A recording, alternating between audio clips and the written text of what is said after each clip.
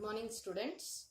So we have studied about the Werner's theory, and we have also studied how to draw the structures based upon the Werner's postulates. So now this is a question based upon Werner's theory. We have the complex COCl3 dot 6H2O is treated with excess of AgNO3 solution. 3 moles of Cl minus ions are precipitated as 3 moles of AgCl. What is the primary and secondary valency of cobalt in the complex? So the question says, in the question they said that we need to find out primary and secondary valency of cobalt, and 3 moles of Cl minus is precipitated as AgCl. So we shall write the reaction. So if 3 AgCl has to be formed, we know that. So it will be formed by the treatment of AgNO3. So AgNO3 has to be treated with the complex. Then only we are going to get 3 AgCl. So that means that it is 3 here. So if 3 AgCl, 3 Ag plus we had written. So from this we'll get 3 Ag plus ions. So 3 Cl minus we should get it from the complex. So if you have to get 3 Cl minus, then the complex is COCl3 6NH3.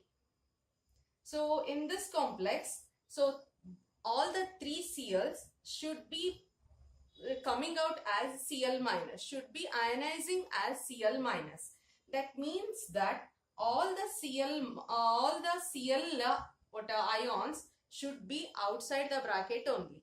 That is nothing but it should be present as counter ion only. Then only it can come, then only it can dissociate as 3 Cl minus. So it is like this, NH3 6. So this is the complex. If it dissociates, then it forms CO NH3 6 3 plus 3 Cl minus. 3 Cl minus. So we got 3 Cl minus, which is outside the bracket. That will be coming out as 3 Cl minus. This 3 Cl minus combines with 3 Ag plus here. 3 Ag plus, which is going to form 3 AgCl. I hope it is clear. So that means that this is our complex now. So we need to find out the primary valency and secondary valency. Primary valency we need to find, and secondary valency we need to find. Secondary valency already we know. Secondary valency is coordination number. So this is the coordination number. So secondary valency is 6 for cobalt. Next, primary valency. Primary valency is nothing but it is the oxidation state. So we shall calculate the oxidation state. X plus 6, 0. It is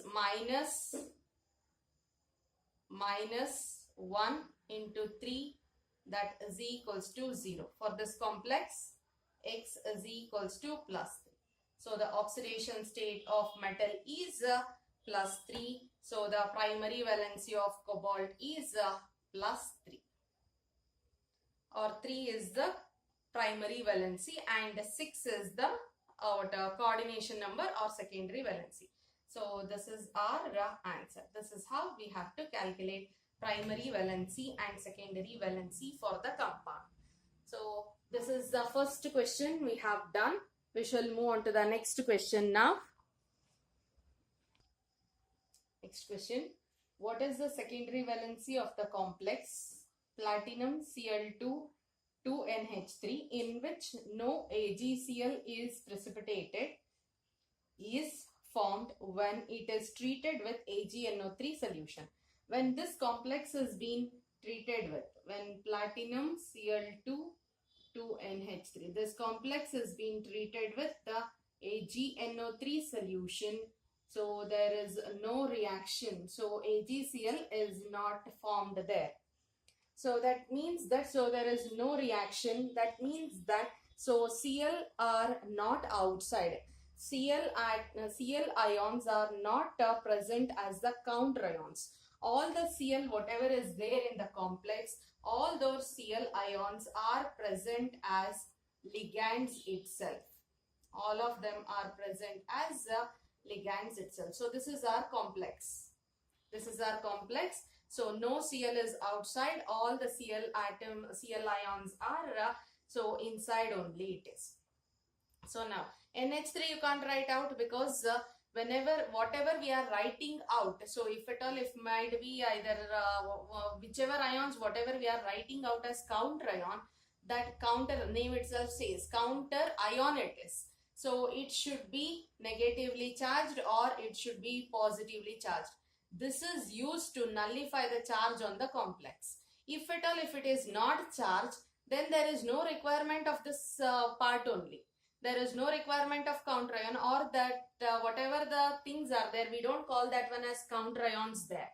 So remember always, so if at all, if it is should be a counter ion, it should be charged in nature. So NH3 cannot be outside. So this is the formula of the complex. That's why NH3 full, that is 2 molecules of NH3 is inside, 2 Cl also inside.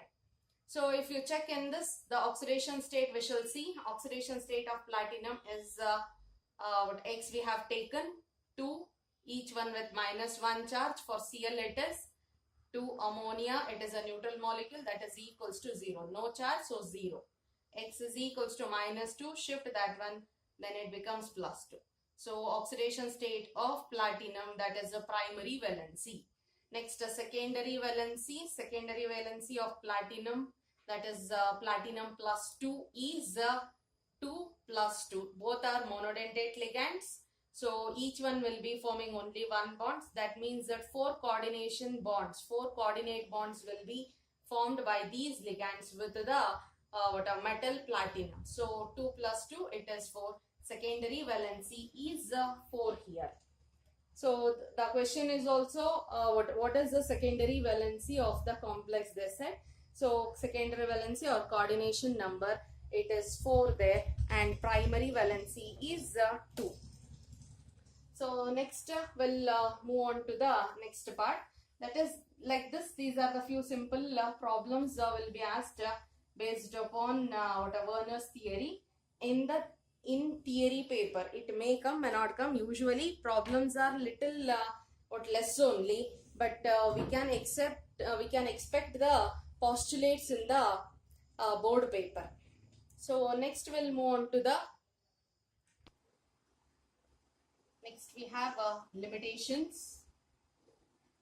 What are the limitations of Werner's theory? We shall see. So the limitations of Werner's theory are first thing, that is only few transition metals could able to form complexes, but the remaining couldn't able to do or couldn't able to undergo the reaction to form complexes here. So why it is happening, Werner couldn't able to explain about that one. So that is the first point. Next thing is it couldn't able to, that is only few metals. So I will be writing that one in a point.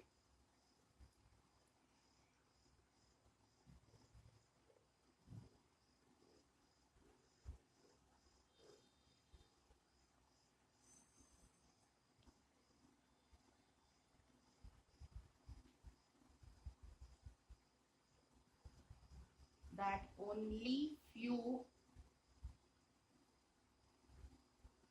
metals form complexes. Then the second point is a ligand only, it couldn't able to explain how the ligand satisfies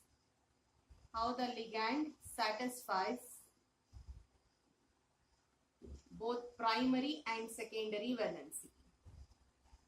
Both primary and secondary valencies. So this is one of the very important point.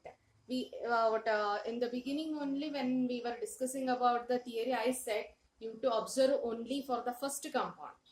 That what a compound I had written CO NH36 Cl3.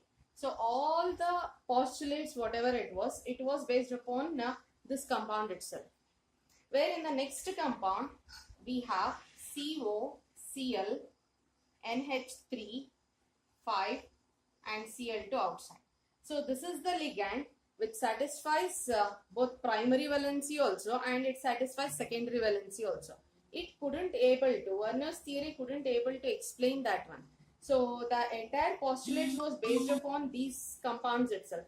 But at the end they could able to give the structure. But the thing is the postulates were based upon that one and the explanation for this one was not given. So that was one of the drawback in this theory, and it couldn't able to explain about the electronic interpretation of formulation of complex ion. That is how the electrons have been arranged around the central metal. That it couldn't able to explain, and it also couldn't able to explain about the magnetic and optical properties of magnetic and optical properties of complexes.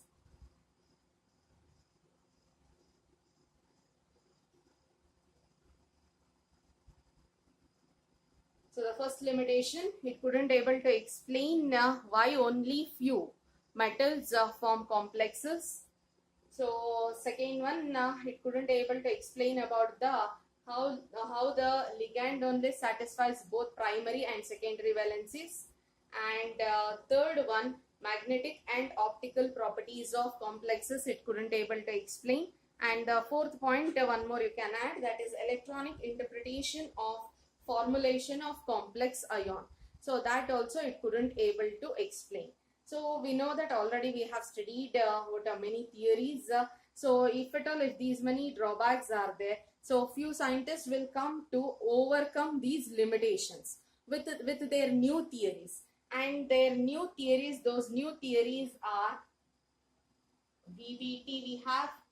So VBT also have some limitations. That limitations have been overcome by CFT, that is crystal field theory. So we have a ligand field theory. After that we have MOT, that is molecular orbital theory. So each one with few limitations there were. So those limitations have been overcome by the next next theory. So likewise the subject will go on improving from one theory to another theory. It has limitations. It doesn't mean that it had not helped us in understanding the complexes. It had helped and it has formed a very basic thing, and it had taught us the basics of coordination compounds. But few limitations are there. Whatever the good things were there, whatever the stuff was there from the Werner's theory, we have used that one and we are going to use further also in these theories. But these limitations will be overcome by these theories. Now we'll move on to the next theory, that is valence bond theory. Valence bond theory.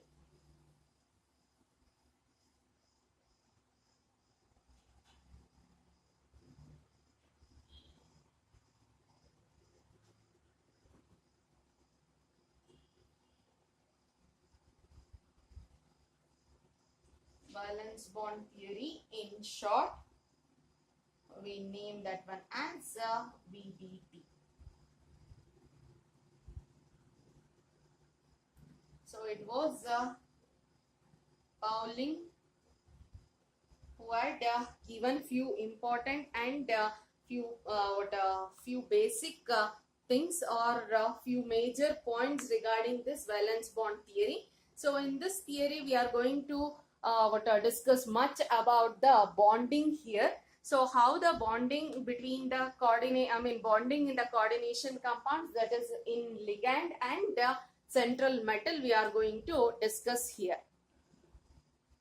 So Pauling in the year 1931 So he had given few important, he studied the coordination compound and the limitations of Werner's theory, and he had given few important concept based upon the bonding in coordination compounds, that is bonding between the ligand and the metal. He had discussed. We shall see what are those things. So how it is, how he is going to analyze the bonding between the metal and the ligand. So according to valence bond theory, so these are few important postulates. So first we'll discuss, or first I'll explain how the concept is.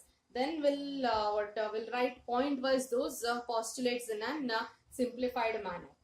So first thing what he said is, if at all, if there is an bond between the coordinate bond between metal and the ligand, if it is there, the ligand has to donate a pair of electron to the central metal atom. So that was the first thing. So remember, we have studied all these things in the beginning only, beginning of the chapter only we have discussed this one. But it was 1931 where according to valence bond theory only this was formulated. So if at all, if there is an bond, so if there is an coordinate bond between the central metal atom and the ligand has to donate, it has to donate a pair of electron, donate a lone pair of electron to the metal atom. That was the first point. So ligand should donate a pair of electron to the central metal atom to form an coordinate bond between the ligand and the metal. Next point, if at all, if the ligand is donating a pair of electron to the metal, then metal should accommodate those electrons. So how it is going to accommodate? It should accommodate in such a way that, or it should have some vacant orbitals in it. So it should possess, metal should possess vacant orbitals. Vacant orbitals.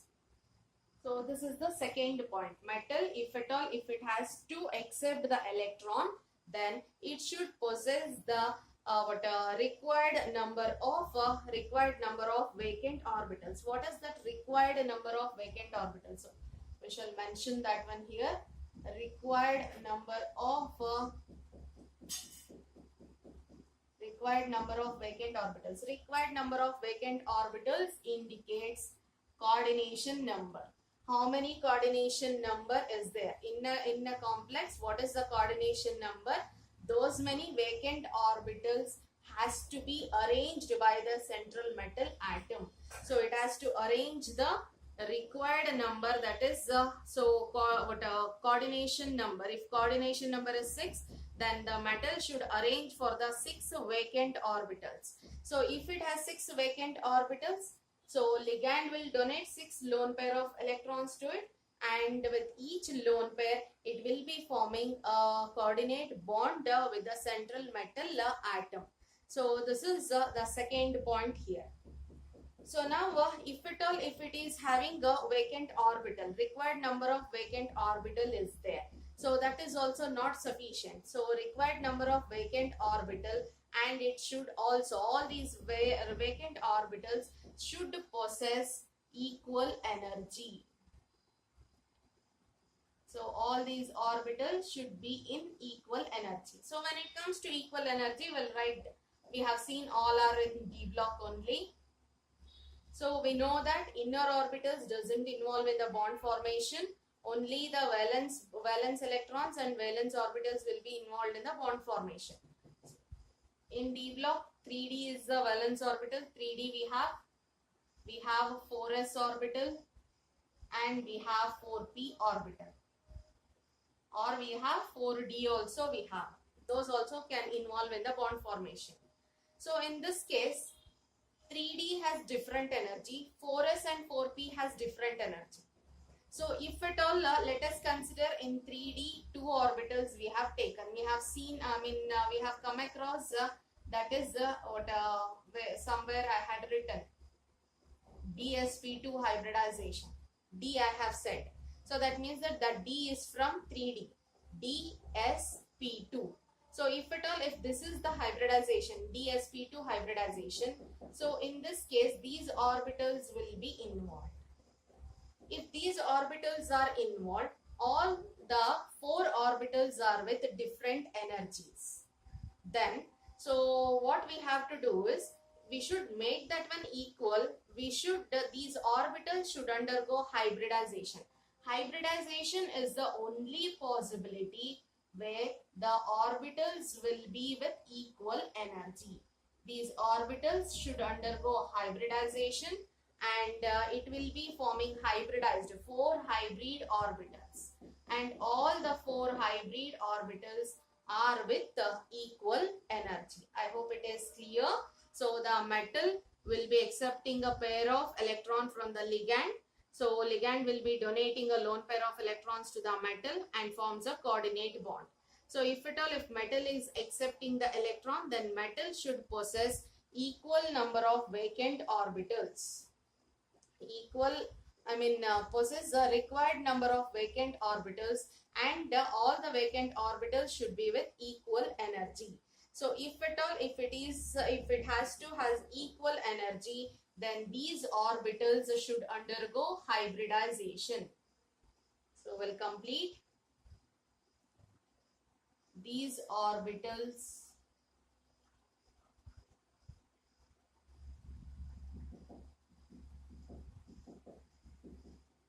should undergo hybridization.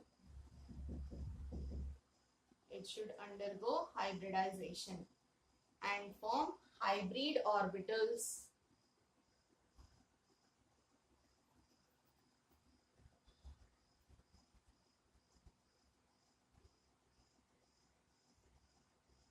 Hybrid orbitals with equal energy.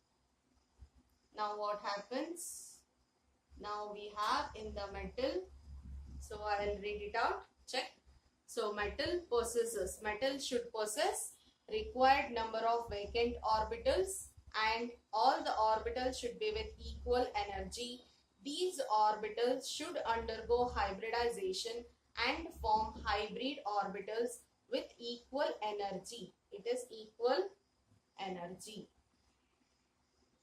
So now all the orbitals are with equal energy. Now what happens? So we have vacant hybrid orbitals. Now if coordination number is 4, we have 4 hybrid orbitals are present.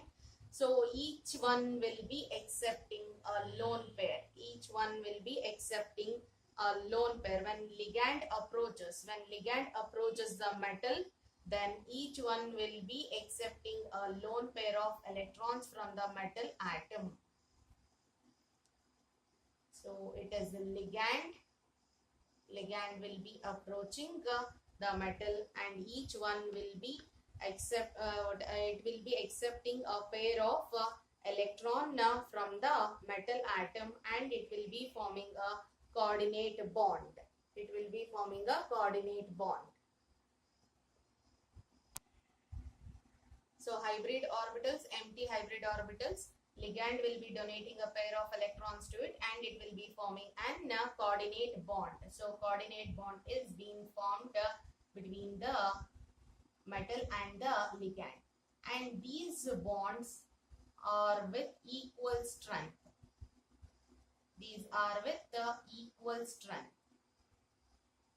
Equal strength, and one more important thing, they are directional in nature.